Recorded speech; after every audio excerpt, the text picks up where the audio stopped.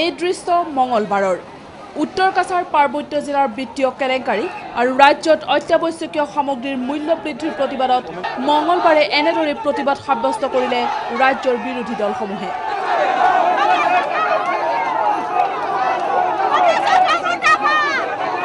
গুৱাহাটীৰ খানাপাৰাস্থিত ইণ্ডোৰ ষ্টেডিয়ামৰ পৰা দিছপুৰলৈ বুলি ওলাই অহা এই প্ৰতিবাদীসকলক পিছত আৰক্ষী প্ৰশাসনে ৰুক্মিণী গাঁৱতে অস্থায়ী বেৰিকেড গঢ়ি বাধা প্ৰদান কৰে। সেইলৈ এক অপ্ৰীতিকৰ পৰিস্থিতিৰ সৃষ্টি হয়। প্ৰথমতে ভাৰতীয় জনতা পাৰ্টিৰ বিধায়ক প্ৰশান্ত ফুকনৰ নেতৃত্বত এটা দলে বেৰিকেড ভাঙিবলৈ চেষ্টা চলায় আৰু উপায়ন্তৰ হৈ আৰক্ষী প্ৰশাসনে প্ৰতিবাদকাৰীসকলৰ ওপৰত লাঠিচালনা কৰাৰ লগতে প্ৰতিবাদকাৰীক বাধা দিবলৈ কন্দুৱা গেছো নিক্ষেপ কৰে।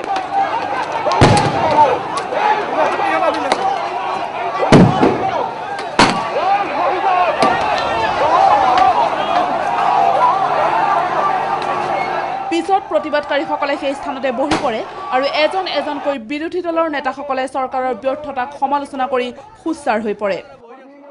উত্তৰ কাছাৰ পাৰ্বত্য জিলাৰ জনসাধাৰণে ডেভেলপমেণ্টৰ কোনো ভাগ তেওঁলোকে পোৱা নাই।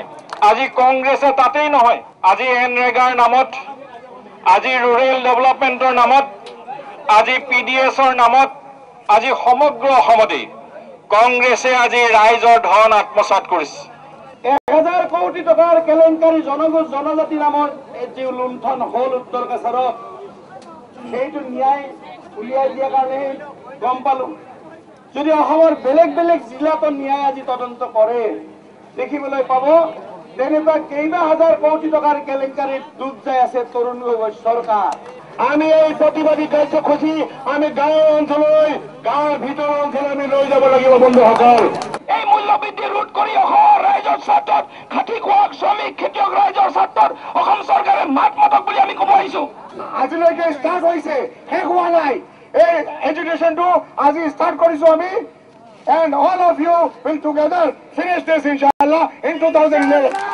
যিবিলাক বয় বস্তুৰ দাম বাঢ়িছে, আমাৰ এই অসমৰ যিবিলাক 1000 কোটি টকাৰ দুৰ্নীতি চলিছে, ইয়াত যিবিলাক হত্যা প্ৰতি হত্যা অসম চৰকাৰৰ বাহিনী, অসম চৰকাৰৰ পোহনীয়া গুণ্ডাবাহিনীবিলাকৰ হাতত অসমীয়া মানুহবিলাকে মৰিব লগা হৈছে দৈনন্দিন।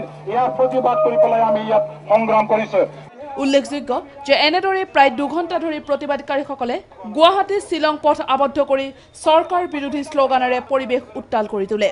দিছপুৰ চলো শীৰ্ষক এই কাৰ্যসূচীত CPM দলৰ বাহিৰে প্ৰধান বিৰোধী দল অসম গণ পৰিষদ, ভাৰতীয় জনতা পাৰ্টি, NCP, AIUDF, BPPF, সমাজবাদী পাৰ্টি, CPI, গণশক্তি আৰু সমতা পাৰ্টিৰ সহস্ৰাধিক প্ৰতিবাদকাৰীয়ে অংশগ্ৰহণ কৰে।